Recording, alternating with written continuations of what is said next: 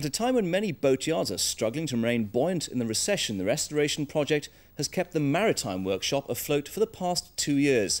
Liz McKean has the details. Steamboat Janet has, say her restorers, a tendency to roll like a pig, but no effort's been spared in making sure she doesn't look like one. Janet was first launched in 1892.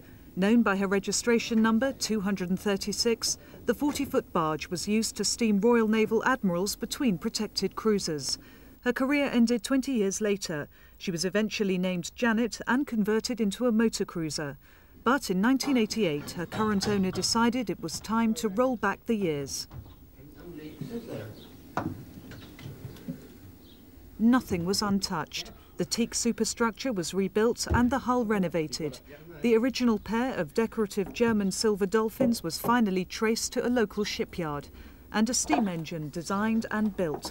The restoration has kept 8 school leavers in work for 2 years. Well, it's certainly meant it's been certainly a mainstay to the yard's employment, and all the young lads that we've got here has kept them all employed for the next 2 years.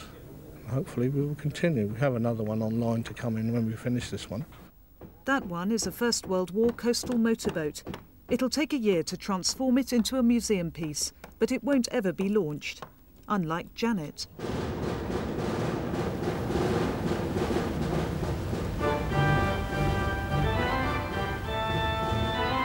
After an initial hesitation, when a modern engine came in useful, Janet at last returned to the water, if not exactly to rule the waves, then at least to cut a dash through the canals around Gloucester, where she'll be kept.